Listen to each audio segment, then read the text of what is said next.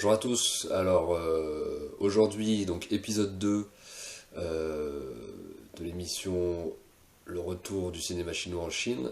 Hier soir donc je vous ai parlé du film Journey to the West réalisé par Stephen Chow qui est vraiment une super comédie, un super film de Rick Fantasy mais qui était plus penché vers la comédie et donc je vais vous parler pour enchaîner pour ce deuxième épisode, je voulais tout simplement vous parler du numéro 2. Je vais peut-être être un petit peu plus court pour celle-là. Donc le numéro 2, non réalisé par Stephen Chow, mais écrit par Stephen Chow, mais réalisé cette fois-ci par Tsui Hark. Donc voilà, Tsui Hark, hein, que vous connaissez tous, grand réalisateur hongkongais, peut-être l'un des meilleurs, peut-être le meilleur pour certains, enfin pas pour moi, mais en tout cas pour beaucoup d'entre nous. Mais bon, très grand réalisateur que j'aime énormément et qui a vraiment suggéré sa reconversion en Chine, tout comme Stephen Chow l'a fait et Jackie Chan et plein d'autres. Également, il continue à produire énormément en Chine. Moi, j'ai vu beaucoup de films en Chine produits par Tsui Hark, hein, qui sont pas encore disponibles chez nous, qu'on n'a pas encore vu. Notamment un film avec Tony Lonka Fai sur l'histoire d'un chef cuistot. Enfin bref. En tout cas, voilà, Tsui Hark est retourné en Chine, a tourné beaucoup de films là-bas, il produit là-bas. Depuis la Chine, enfin entre Hong Kong et la Chine, et il fait du cinéma chinois. D'ailleurs, il a réalisé, c'est peut-être lui le plus prolifique, puisqu'il a réalisé bon nombre de chefs-d'œuvre, bon nombre de grands films, que je considère comme étant des grands films. Moi, je suis un grand fan de La Bataille de la Montagne du Tigre. J'aime également beaucoup les Détectives D, même si je les aime un peu moins que La Bataille de la Montagne du Tigre. J'aime également beaucoup ces films-là. Et donc là, donc c'est lui qui réalise donc Journey to the West 2.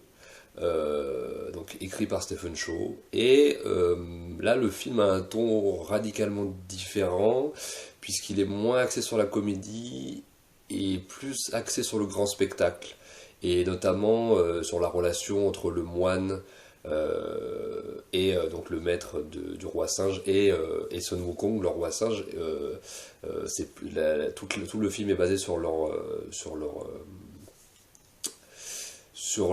relation, des relations même des fois un peu ambiguës, c'est un peu étrange. Je vous avoue que j'aime nettement moins cette suite.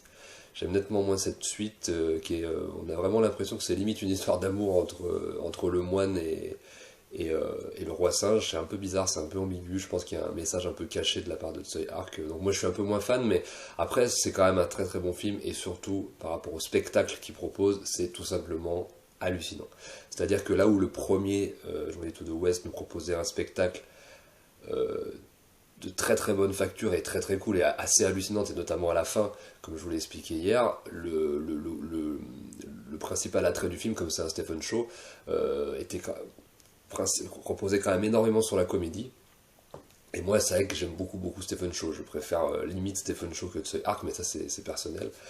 J'aime beaucoup plus ses films, je les trouve beaucoup plus piquants et beaucoup plus corrosifs, et aussi beaucoup plus humains. Je sais pas comment expliquer.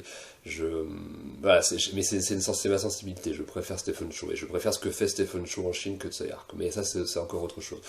Pour ce qui est de celui-là, de Journey to the West 2, je dois quand même reconnaître que c'est peut-être l'une des plus grosses claques cinématographiques que je me suis prise en termes de grand spectacle.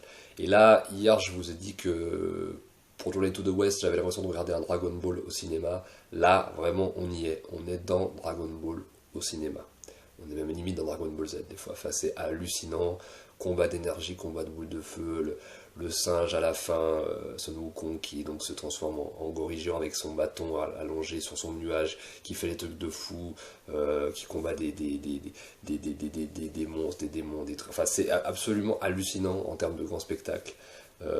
La beauté visuelle du film est hallucinante, c'est du full numérique, comme moi j'aime un peu moins, mais je dois admettre que les Chinois, pour le cinéma chinois, ça fonctionne super bien pour des films comme ça, c'est-à-dire que quand ils montrent vraiment le folklore, les costumes, le côté vraiment, la mythologie, quand ils dépeignent de la mythologie dans ces films-là, c'est tout simplement magnifique, c'est tout simplement hallucinant, et quand c'est Tsui Hark qui le fait, c'est absolument énormissime. C'est absolument énormissime. Et ça, c'est vraiment un autre truc que je voulais souligner pour faire le lien entre le cinéma de Hong Kong d'avant qu'on aimait et le cinéma chinois d'aujourd'hui, et principalement quand ce sont les artisans du cinéma de Hong Kong qui viennent travailler en Chine. C'est que là, en fait, vraiment, et j'en parlerai dans un autre film, notamment Neja, qui est aussi un film d'Heroic Fantasy, mais cette fois d'animation dont je parlerai pour une prochaine vidéo. Ce genre de film, c'est vraiment, j'en ai un peu parlé hier, c'est vraiment tout ce qu'on a toujours voulu voir sur un écran, dans un film. Quand on était à Hong Kong, on a toujours fantasmé ces scènes-là, des combats magistrales dans le ciel, à Dieu contre Dieu. Je parlerai aussi de League of God aussi plus tard, qui est un film qui comptera et qui fera l'objet d'un épisode. Mais voilà, ce genre de gros film épique et à la fois mythologique, je pense que c'est ça la grosse réussite du cinéma chinois d'aujourd'hui. C'est la manière dont ils dépeignent leur mythologie à l'écran, dont ils la montrent. Parce qu'ils ont enfin la capacité, ils ont enfin les effets spéciaux, ils ont enfin l'argent, ils ont enfin la beauté visuelle pour pouvoir montrer ces joutes énormes entre des mondes. Je vous avoue que moi j'ai une connaissance très très très limitée de la mythologie chinoise. Hein.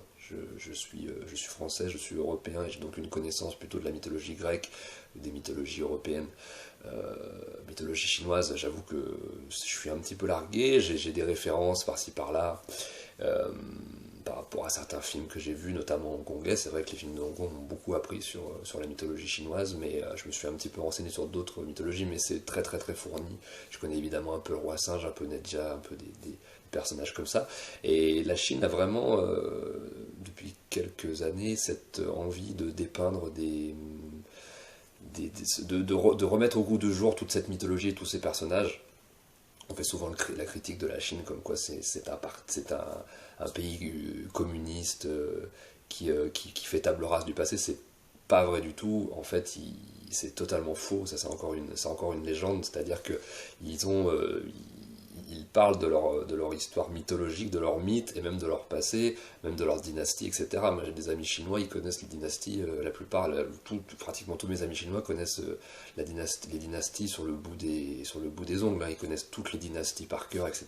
Toute l'histoire de la Chine, tous les mythes, toute la mythologie, mais d'où qu'ils viennent. Hein. Vraiment, moi, j'ai des amis mongols, tibétains ou ouïghours qui connaissent la mythologie chinoise par cœur, qui connaissent les mythes chinois, qui connaissent l'histoire des dynasties par cœur. Hein. Donc la Chine a vraiment cette volonté de ressortir ces mythologies et de ressortir ce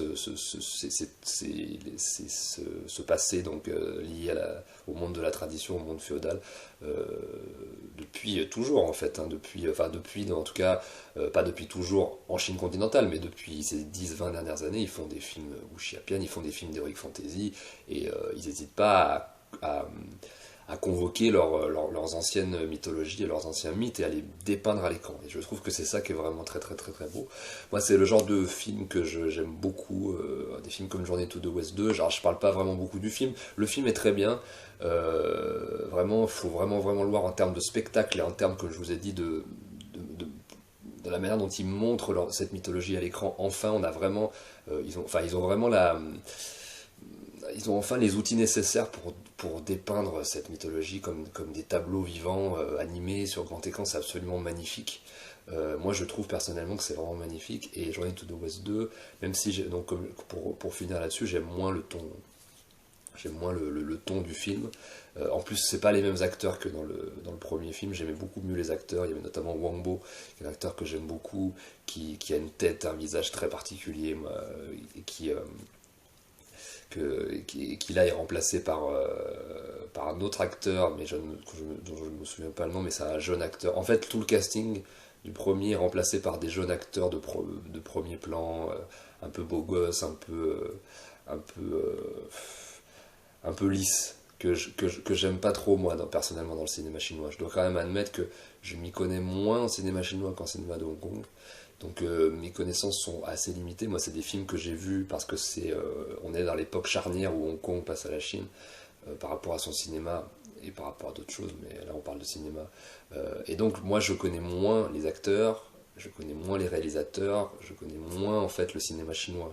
J'ai fait cette petite émission pour faire un peu le lien et pour parler de ces films-là, mais il faudrait que quelqu'un vraiment fasse un boulot, de voir d'où ces réalisateurs viennent, d'où ces acteurs proviennent, etc. Moi, j'avoue que j'y connais pas grand-chose. Et donc là, moi, j'aime un peu moins le casting pour celui-là. Et, et tout ça pour dire que oui, moi, j'avoue que voilà, ce genre de...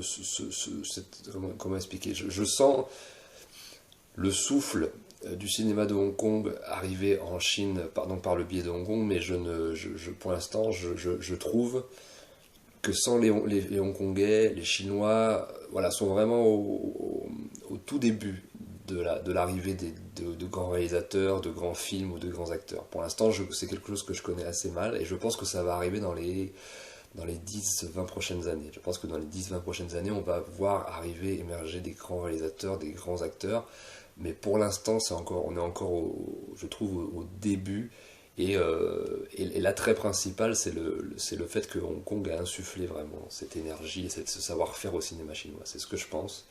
Donc moi j'aime moins, et je dois être honnête, j'aime moins le cinéma chinois en règle générale, pour l'instant, dans ce qu'ils produisent, parce que je trouve les acteurs en général trop lisses, je trouve qu'ils ont toute la vitalité, comme je vous ai dit, les effets spéciaux, l'argent, l'espace, le marché, tout est réuni, mais pour l'instant il manque encore des grands acteurs et des grands auteurs, selon moi. Selon moi, il manque encore beaucoup, beaucoup de choses. Mais quand on voit des films comme ça, comme Journey to the West 2, on se dit, bon, encore 10 ans et puis ça va rouler.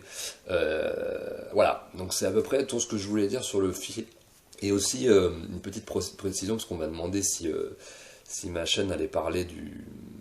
Enfin, on m'a demandé plus de précision par rapport au film chinois dont j'allais parler sur la chaîne, et on m'a demandé si j'allais parler de films peut-être plus d'auteur, de drame ou de comédie, et je dois avouer que personnellement, moi, je suis pas tellement fan de ce genre de film en Chine pour le moment. J'avoue que je suis bien plus chaud pour regarder des vieux polars ou des vieux drames ou des vieilles comédies hongkongaises des années 80, 90, plutôt que de regarder des drames, des polars ou des comédies chinoises. J'avoue que je suis pas encore fan de ça, quoi. Vraiment, peut-être que encore une fois, non, je pense que ça va venir, mais là pour l'instant, moi, tout ce qui est ouais, j'ai pas vraiment de titre en tête, mais des films d'auteur ou drame ou comédie.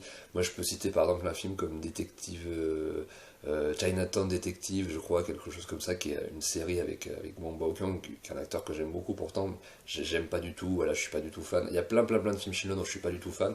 J'essaie vraiment de me concentrer sur les plus grosses les plus grosses perles, pardon, les films les plus intéressants, et notamment voilà, vraiment ce souffle amené par Hong Kong dans le cinéma chinois. Mais je suis certain que le cinéma chinois là arrive enfin. Là, il y a des films comme Nadja ou comme Wandering Earth qui sont absolument des pépites, ou les 800 aussi, la brigade des 800 dont je vais parler dans des prochaines vidéos, où là c'est vraiment indéniablement des grands réalisateurs et des grands artisans du cinéma qui l'ont fait, et là il y a vraiment beaucoup de talent. Donc là je vais en parler, et je pense qu'on va entendre parler de tous ces réalisateurs et de tous ces films pour les années après. Ça va influencer le cinéma chinois dans les années à venir.